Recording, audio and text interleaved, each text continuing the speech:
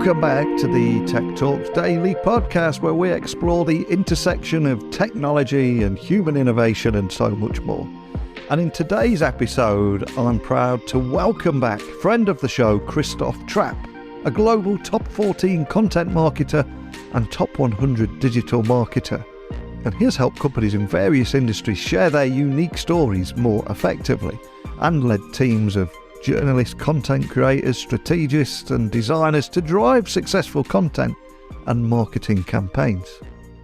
And his philosophy on content performance has always been around 5 pillars, including an embrace content performance culture, innovation, next play mentality, essentially having the right players in the right seats and ongoing evaluation. But today we're going to dive into the latest marketing technology advances that excite Christoph, and also hear more about his thoughts on generative AI in MarTech. And I also want to find out more if the lines between marketing and IT, as marketing becomes more of a tech department, if those lines are blurring at all, and if marketing is a good career option here in a digital age. So with Christoph's extensive experience, he shares valuable insights into how companies can evolve their content and marketing teams. And we'll also discuss his new book, his podcast. He's the busiest guy in the world. I thought I spend a lot of plates. So buckle up and hold on tight as I beam your ears all the way to the US, where we can catch up with our friend Christoph Trappe. So a massive warm welcome back to the show. For anyone that missed our previous conversation, can you just remind the listeners with a little about who you are and what you do? Neil, nice to talk to you again. Christoph Trappe here, content marketing strategist, work at VoxPopMe, a market research software company in the conversational insight space. And I also have a blog, christophtrappe.com. And I write books, just have a series out now, marketing strategies, everything from is marketing a good career? So you can think about that if you're trying to make the move or early on in your career. And yeah, that's basically what I'm trying to do. I also have my podcast, the Business Storytelling Show, and that's been going great. Certainly interesting to see how the podcast industry has taken off and how much good content is out there. And it has been exactly 2 years since we last spoke. So I've got to ask, what have been keeping you busy over the last few years? You said you write books for a moment ago. That's an underselling on your part because you're almost prolific on that stuff. But what have you been doing on the last 2 years? Yeah, I mean, keeping busy with the podcast. And, my podcast is now distributed to TV as well, the DBTV network. So certainly finding those new opportunities, that always keeps me busy and also motivated. I love looking for new ways on what's working, what's not working. YouTube Shorts is another way to grow that audience. It's fascinating to me to see what works and what doesn't, and then kind of move those things forward. Of course, in my day job, I create content for VoxPopMe. Check out their market research blog if you like, and also produce the Real Talk, the Customer Insights Show, which is a very successful market research podcast. Neil, probably 2 years ago when we talked, maybe before then, a couple years before then, I traveled a lot, and I've been on the road a little bit here recently, but I'm mostly stationary now at home, right? We're connecting virtually, we're connecting with people no matter where they are. So, that has certainly changed in my life. And you have always been my MarTech guy. So I've got to ask you, what advances in marketing technology particularly excite you right now? Because I know you're fully immersed in this. I think the biggest thing that excites me is how do we use technology to make things easier? And you have the whole AI trend currently going on for content creation. And I'm completely on that trend. I'm using AI whenever I can. I don't have AI write entire articles. I don't think that's a good strategy for anybody because at some point everything will look too similar, will look the same, too much the same, right? You have to have personality, you have to have uniqueness, but there are pockets of where you can use AI technology. I'll give you an example. I would say my headlines have gotten way better, and that's because I run all of my ideas through an AI headline generator. That doesn't mean I always use those headlines, right? Sometimes I use them as a springboard for a different idea, or sometimes I combine two, or sometimes I, pick a word or two that I use. So certainly that does work, and I do use that. And then I want to remind people that if you use any tool like Grammarly, for example, you're already using AI. Yeah. Anyways, that's what that is, right? And certainly I think it can make our content better. It cuts down some of the time to brainstorm. I mean, I remember I'm that old, Neil, that, I remember like meetings. Let's brainstorm. What should this headline be, or whatever. And I think collaboration with people is still something we want to do, but not necessarily for a headline. Just run it through the machine and get some other ideas, and then, do what you got to do. So certainly some of those things. I'm trying to think what else has made my life easier. I think those are probably the best tools that I currently use. And I think you hit the nail on the head there. It is a tool and a springboard rather than something that just does all the thinking for you. And I've played with it in a similar manner there. You ask it to create 10 titles, then another 10, then another 10, and then all of a sudden you got it gets you thinking, and you start mixing and matching and then adding a bit of you into it, and then you end up with that final title that is much better than and quicker than just trying to do it all on your own. It is a tool, isn't it? It really is, and I think sometimes, and I can be pretty black and white too, if you push me, Neil. But yeah, I think people try to be too black and white, right? Now we have AI write everything for us, and I don't think that's the answer. Maybe sometimes it is for some things, but at the end of the day, you want to kind of figure out where do you use the technology to its most potential, and where you need the most help, so to speak. And of course, 2 years ago when we spoke, nobody knew what generative AI was. So I've got to ask, where do you stand on generative AI in MarTech? Well, I think from a content creation perspective, start with the AI, content creating tools. Like I use Copyline for my headlines. I think that's kind of where I draw the line currently. But you can also use, for example, subjectline.com, where you can write your subject lines for emails, and then it grades it. And now the latest thing they came out with is, it actually gives you ideas based on what you just wrote, right? And it even says, here's a friendly version, here's an urgent version, here's a suspenseful version. And, so it gives you different ideas based on where you've started. So I think that's the easiest way to start. And then also, what I would try to consider is, where can you stand out from the competition? I'll give you an example.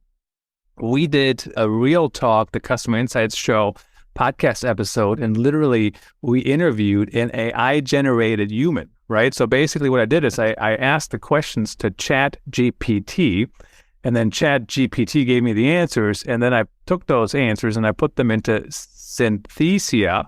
Synthesia creates a human, and she looked very human, sounded very human, honestly, and basically the host interviewed her on air, and then we just played the clip. So my point is, that's a way to stand out from the competition, right? Do something different, do something new, see what you can do as a competitive advantage. And, that's I think where the creativity comes in, which a lot of us marketers and content strategists, strive in to create something that's unique, something that helps us stand out, and something that is fun to create. Oh, you've just given me something to do this weekend. I'm going to be all over that. I'm going to be having a little play with that over the weekend. And if we for a moment go into the corporate space and the marketing department, I was an ex-IT guy, and everything always had to come through IT. IT said yes, IT said no, etc. They were the guardians of the network. But it feels to me over the years, the marketing department on its own has almost become a technology department. Is that a fair assumption? It is, and I think the reason that has happened is because a lot of things are now web-based, right? So, for example, 20 years ago, if I wanted to use a software like Synthesia, right, I would have to download something on my computer.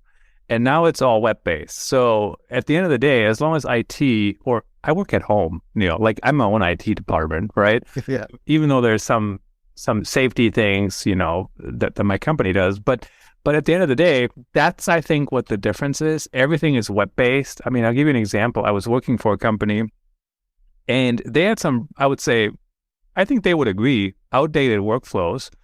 And one workflow, and they did need to use this to an extent for some things, but people were VPNing in, right? Because all the software that's where it was. And I'm like, I don't even know I need to use this. Everything is web-based, right? My email is web-based. This is web-based. Grammarly is web-based. My web server is web-based. I can get into everything just on the web browser. So I think that's been the shift. You don't necessarily need the hardware or even the software to run anything. Wow, incredibly cool. It's how everything's evolving at the moment. And with this crossover between IT, marketing, combined with the evolution of MarTech or marketing technology, I suspect that many will be exploring the option of starting a career in marketing. So my question to you is marketing still a good career? Well, that's the leading question. To ask me like that, Neil, is marketing still a good career? That is, it was before. But I'm kidding you a little bit here.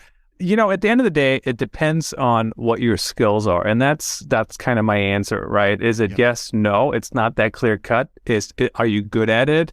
At the end of the day, maybe what the difference is for marketing today versus 20 years ago or 30 years ago is everything gets measured. And if people don't see some kind of results, whatever those results might be, it's really, really hard, if not impossible, to make a career in marketing, right? Even on content strategy, it's not like every article has to create $500,000 in sales, and it won't, let's be honest. But are you seeing a trend that's going up that you need to see go up, right? And so everything now gets measured. Is it working? Is it not working? So at the end of the day, if you're collaborative, if you're creative, if you have some of the right skills, marketing can be and is a fantastic career. But if you don't have that, well, you have to have that attitude of moving forward, trying different things, trying to get stuff done. It's really hard if you don't have that to make it a good career. And I'm curious, do you think because it is turning into a tech department, do you think there will be a crossover of skills between IT and marketing? Some younger people may start out wanting to go into marketing, end up in IT, and vice versa. Do you think that will happen? It's very interesting how you phrase that, because I typically don't think of myself as like an IT person. Yeah. And certainly there's things I don't know how to do when it comes to some of those things. But I do believe, like, just going down that train of thought here, is I do think marketing teams need to know how to use technology, how to implement it, how to fix it even. I mean, not maybe like to the level of an IT person, but at the end of the day, if I'm sitting here and something isn't working, like, why am I waiting half a day to hear from IT? Or how do I even contact the IT? You know what I mean? Like, I have to file a ticket or whatever. So certainly some of those skills are like the foundation. You have to figure out how to fix something, not just throw it over the fence and go, hey, blah, blah, blah, I need some help here. The other thing, though, is a lot of these software tools, Neil, what happens is you can just hop on the chat, right, with the company and just be like, hey, this is not working. Why is it not working? So it's like 20 years ago, I may have sent that to IT, and today I just chat with the software company in the case of the software application and just ask, hey, how come it's not working? Blah, blah, blah. And then I will say it because it is the truth. If something isn't working, restart. It is the solution to many problems, trust me, especially if you never turn your computer off, my friends. Absolutely love it. It's so true what you're saying there. And I also believe that you wrote a book on this very topic. So I'm curious, can you tell me a little bit more about that? Yeah, so Is Marketing a Good Career is my latest book, actually, that came out. And really what I talk about is, how do you figure out if it's the right career for you? And it's actually a much more difficult question to answer than it sounds. And here's the reason why. Because it all depends on your circumstances. It all depends on your skills. It also depends on your personality. And it also depends on what company you end up with. Because at the end of the day, a marketing team at a huge company is very different than a marketing team at let's say, a startup, right? And then there's a gazillion different versions in between. So just because you have the potential to work for a good team in one company, that doesn't mean another team is just as good, right? Yeah. And I think that's because all these different companies are kind of growing differently. They have different needs. They have different philosophies. I'll give you the example of content marketing, Neil. There's some companies, they eat it up, they know it, they buy it, they'll keep going, don't stop. And then there's some companies, they write 2 blog posts, or let's stay with podcasts or talk about podcasts for a second, or they do 2 podcast episodes and they go, oh, podcasting doesn't work. Are you serious? But they've only done 2 podcast episodes. And you and I know that it definitely works, but you can't just do it one time. And that's, I think, where a lot of companies fail. But at the end of the day, you have to figure out, what are your skills? What are the needs?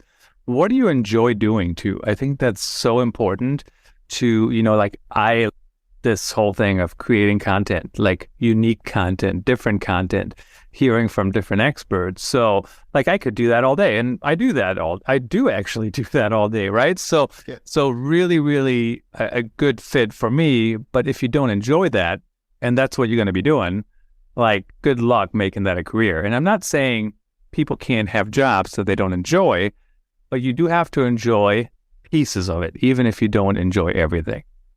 Yeah, I think it's the age-old quality and consistency is the key, but everyone wants that shortcut, and unfortunately it doesn't exist. But for people, or should I say marketers in the corporate space at the moment, do you have any, maybe they're feeling overwhelmed or will find the whole chat GPT thing incredibly overwhelming? Can you share any tips on how marketers can be ready for more advances in technology and continue to stay ahead of the curve? I think you're very correct on that statement that people are overwhelmed by all these things. And I think that's the trick, not to get overwhelmed and prioritize, right? Just keep an eye on things, try different things when you have time. Sometimes if you think there's a lot of potential, prioritize looking into it, right? Push something else to the end of the queue. And I think that's the way to do it. And it's not just there's no way to actually catch up. There's no way to know everything. But there are ways to know a lot of things. And, I'll give you another example. I love the Marketing O'Clock podcast.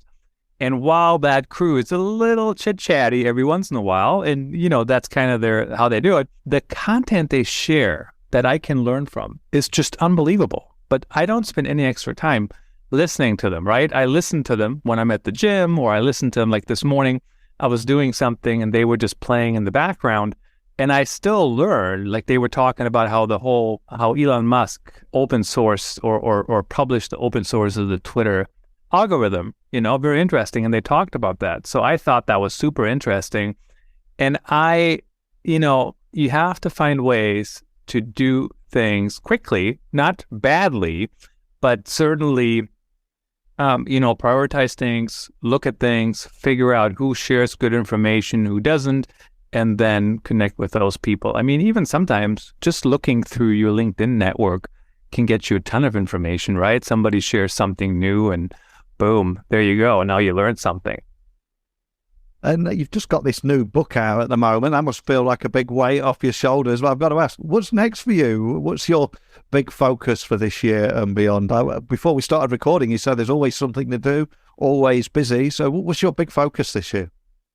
There always is something to do, but certainly I'm not going to be doing another book this year. Who knows? Ask me again next year. But this one just came out, so we're not gonna kill ourselves here. But just basically moving the content strategy forward for Vox Pop Me and going from there. Certainly, there's always something going on, and that's I think what that's the biggest challenge for content strategists. Honestly, is where do you draw the line, right? Because you could work 24 hours a day if you let that happen. So just something to keep in mind. How do you move things forward successfully while having fun, driving results, and not driving yourself insane? I do have a couple episodes a week of the business storytelling show. Usually I live stream them over to my LinkedIn profile, and then they also go on all the different channels. And then of course I keep blogging. I like it. And the biggest thing, Neil, that I want to remind people of is once you've blogged or once you created content for a couple of years,